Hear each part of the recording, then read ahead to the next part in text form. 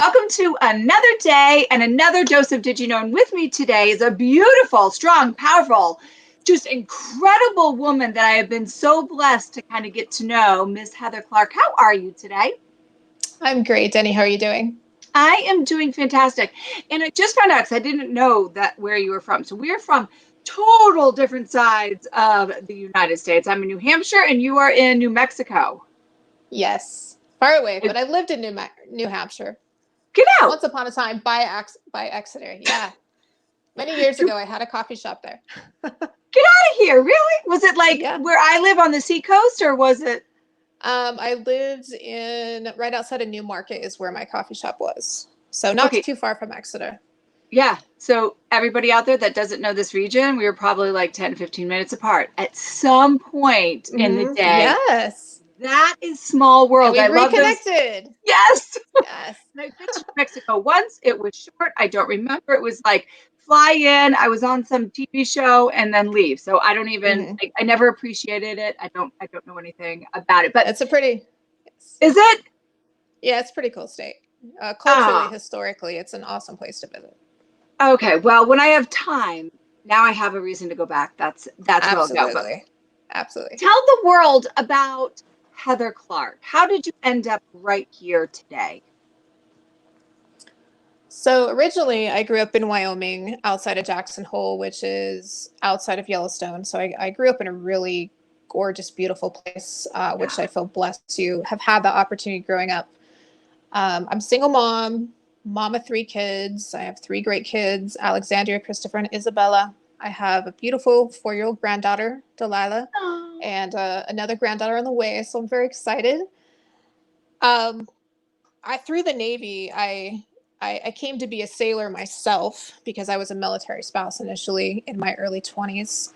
The military is something I always thought about doing, but just never had that real push to go do it. Right. So I was a military ombudsman, which is a military family liaison between the commanding officer and the families.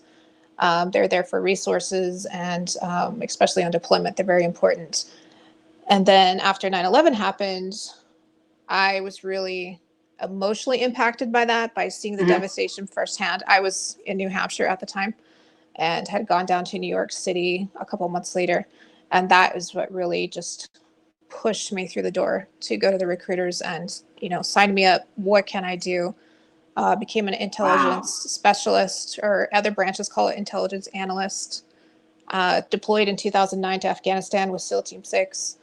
And that kind of those experiences led me to a series of challenges with mental health that the VA tried to help me with, but it just wasn't quite doing the job through therapy and medication. And that's how I came to put yoga back into my life as a supplement to help get me rebalanced and to help deal with the trauma and how to reset my nervous system so that I could function as a human being.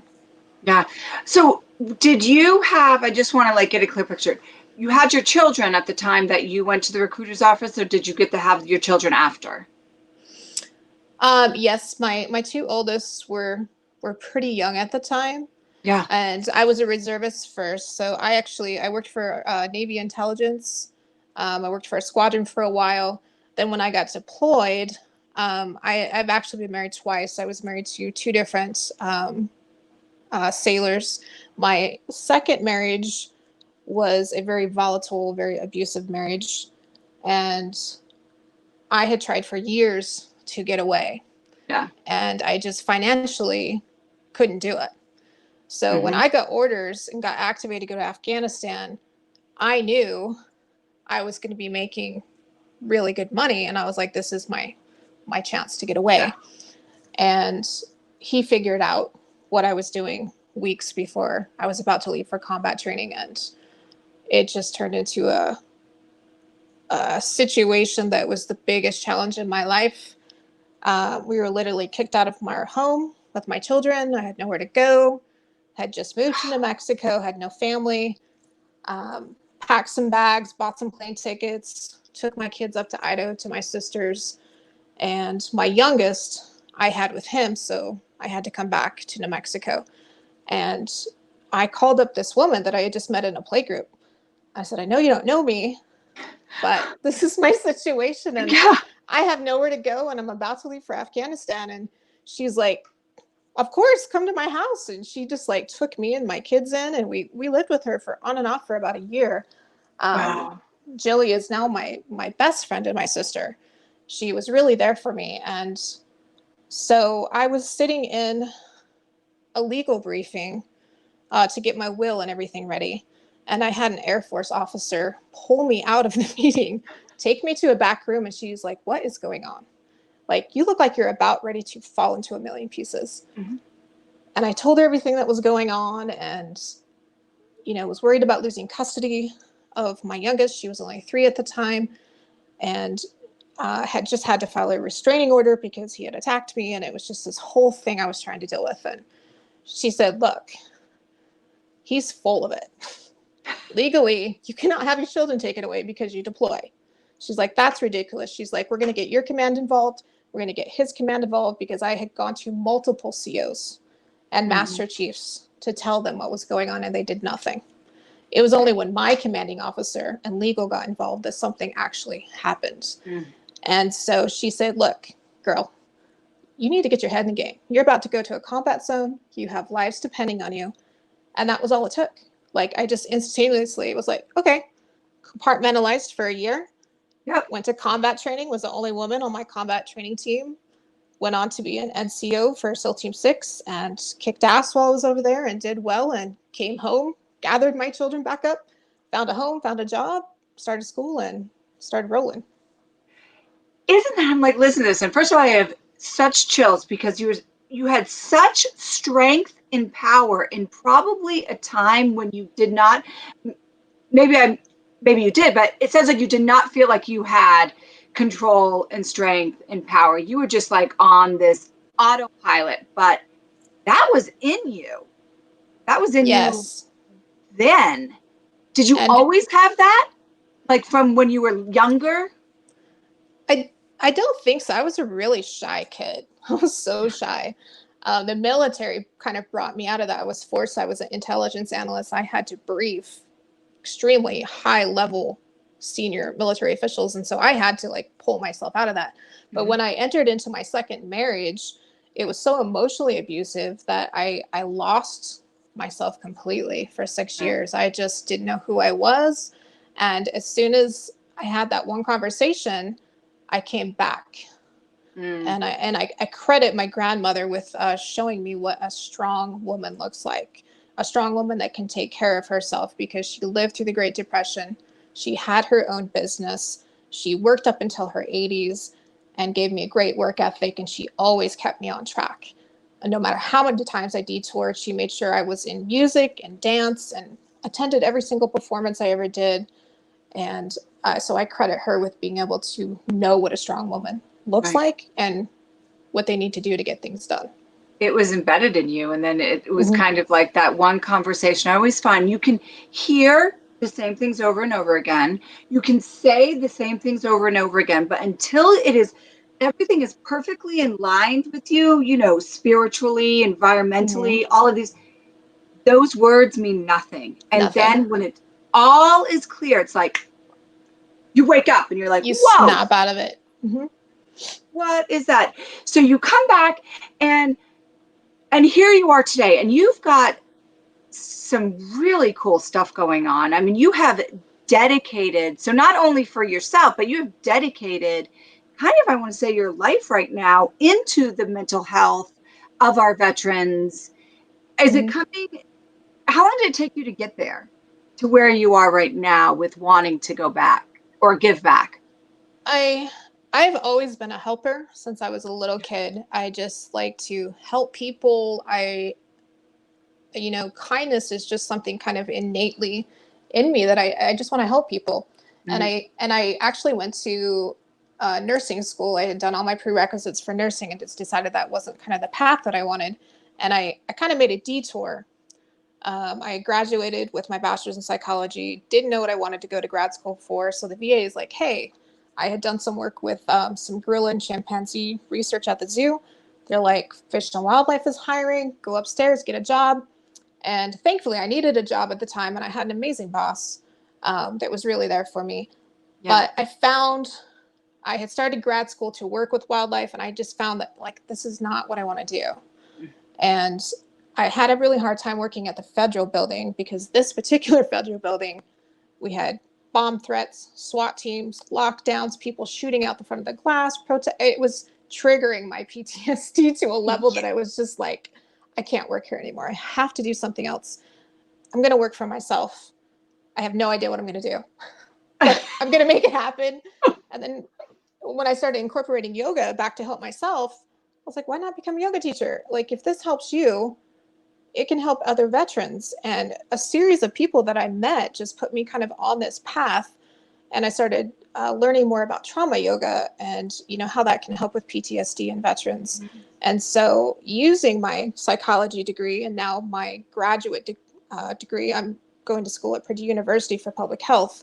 I'm designing a new approach, a new public healthcare approach to engaging veterans to come do yoga and to try it out by disguising it as military training and things like dry fire exercises and marching, and just using that military language and culture to get them to come in and try it. And then once they figure out, like, it's not just stretching, this is actually really hard. It takes an incredible amount of strength, mind and body to do it. When they feel the benefits of that, that's when I've got like them hooked.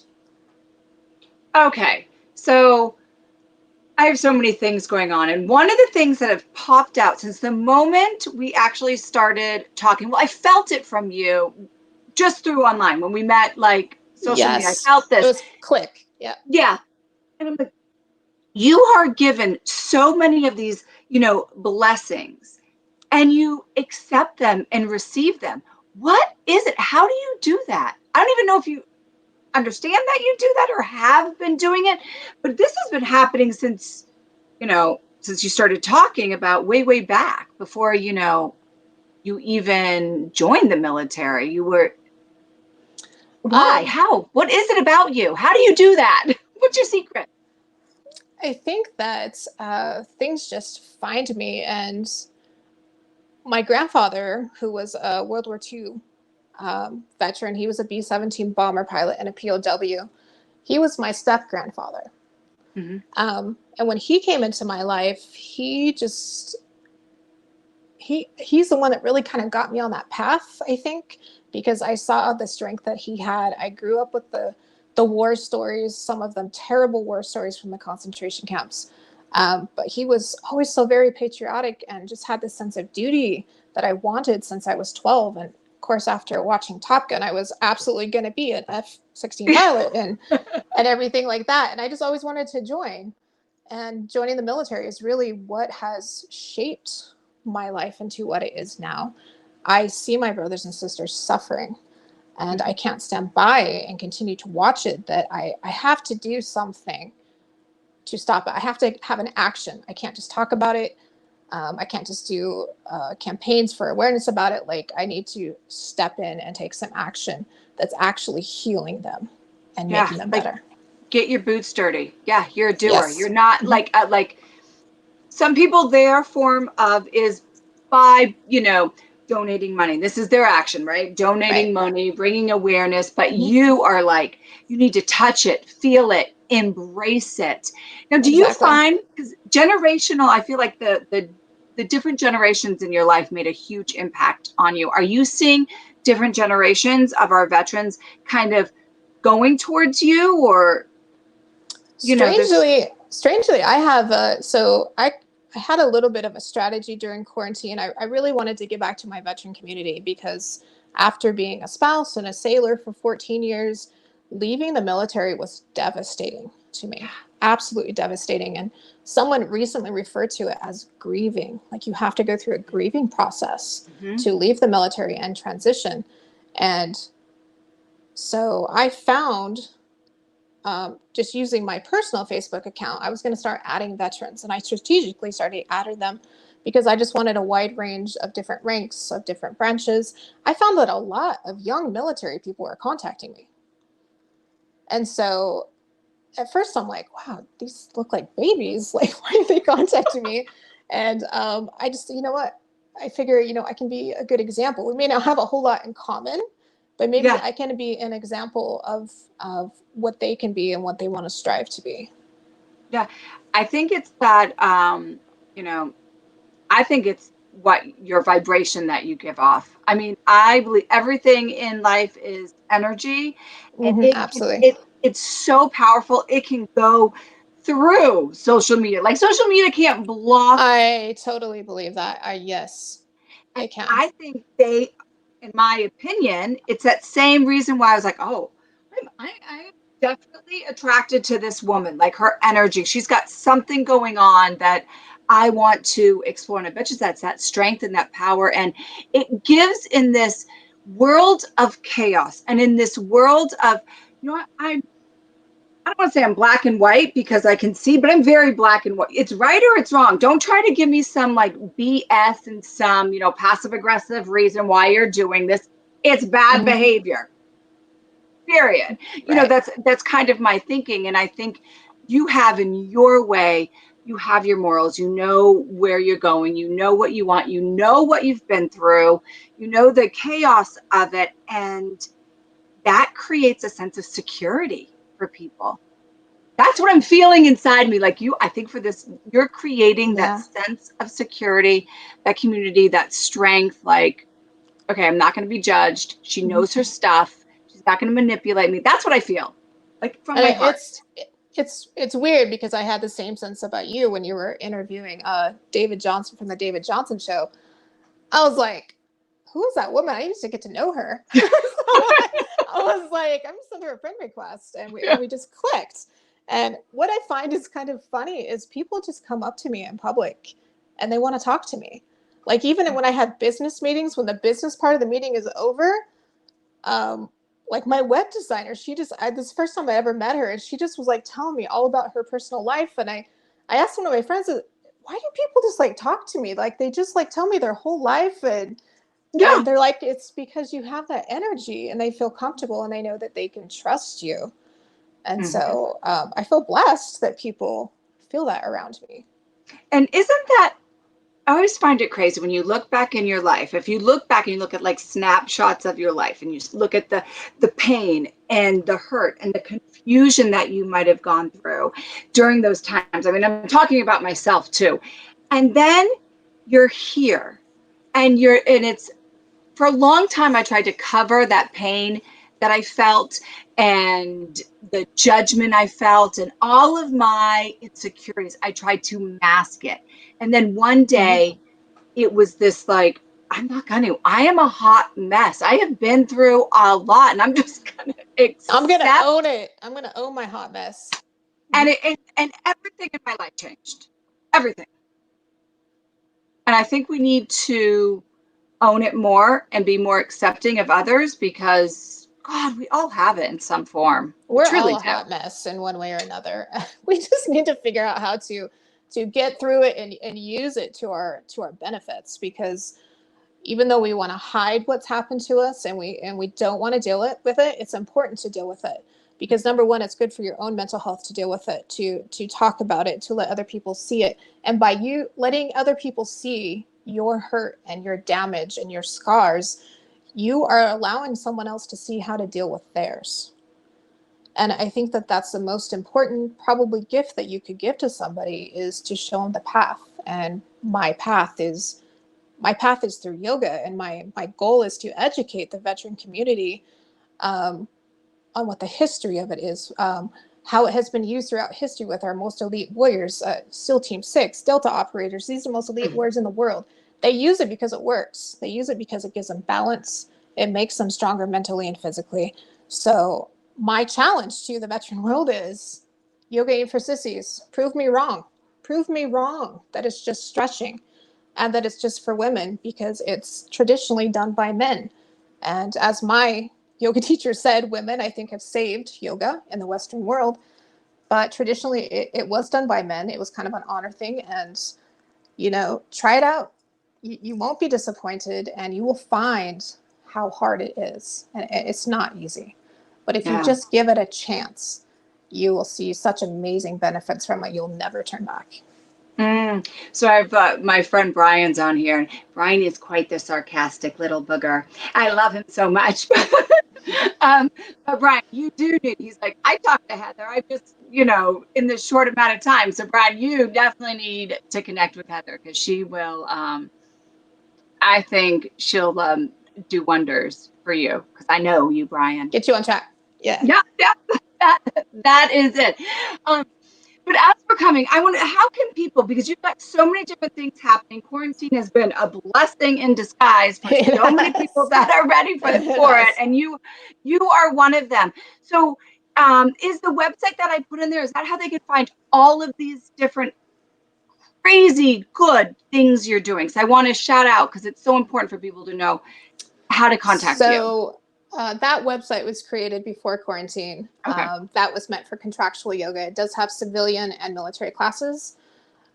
So that's a little bit on hold. The newest project I'm doing is I'm doing a series of wellness products through products and events. And the first one in about 60 days, we should have a live website going for a clothing line. And that clothing line is specifically to promote mental health awareness and break out of that mental health stigma box. Mm-hmm. And so that is the very first product that you'll see, and I'll keep you updated on that. There's a couple other things that I'm working on down the road, but that's the first and foremost thing. You can also follow me on Instagram at twist.change or twist to change. And if you want to know more about the details of my veteran program, you can actually watch Jason Piccolo's Pick Rep. I was on there and I go to a lot more of the science and how classes look like for those military classes. You're doing so many good things. Thank you so much for being here and sharing part of your heart and soul so people can really get to know, the woman behind all of the greatness. Because I am a true believer that is so important. Like when I know somebody, I will give anything for them, Mm-hmm. And I think you're one of those women. So thank you so much. Thank you. And thank you for having me. And can I give a shout out real quick? Can I give a shout out? Yes. Okay. So two veteran businesses that I wanted to kind of call out, if I can get this on the camera. There we go. So this is my company logo is coming off the Don't Tread on Me flag. And the barbed wire is basically, it was designed by my photographer as a way to show like how it feels to have a mental health condition and have that barbed wire wrapped around your head. And so I had a skateboard company owned by some retired SEALs in Virginia Beach, Tribe SK8Z. They have amazing designs. They have their own artist. It's a tattoo artist that you've seen their boards. They're works of art. So it's not just for skateboarding. You can actually hang these in your house. So I wanted to give That's what I said. I want to get one for the house. Yeah. Because I can't skateboard. I'd kill myself. Yeah. But. And of course, the David Johnson Show. I want to give a shout out for David. He's doing great things for our community. And his show has actually kind of become an online business course for me. Every episode, I'm like, oh, okay, I get that. And like, I take notes and can use what he has in his show content to make my company stronger. So check it out, the David Johnson Show. Ooh, I like that because I got in touch with him through my friend Athena who was on it. Mm-hmm. And I listen usually from a heart perspective. Like that's my personality, and you're more, I feel like you're here very strategic. I am going to go back and listen to those episodes in a different way now. So thank you for that. Yeah. Of David's, thank you for opening my eyes to that new way. Absolutely. Oh, so everybody out there, thank you so much for tuning in. And always remember, love hard, love pure, and love proactive. And until next time, we will see you. Thank you for having me.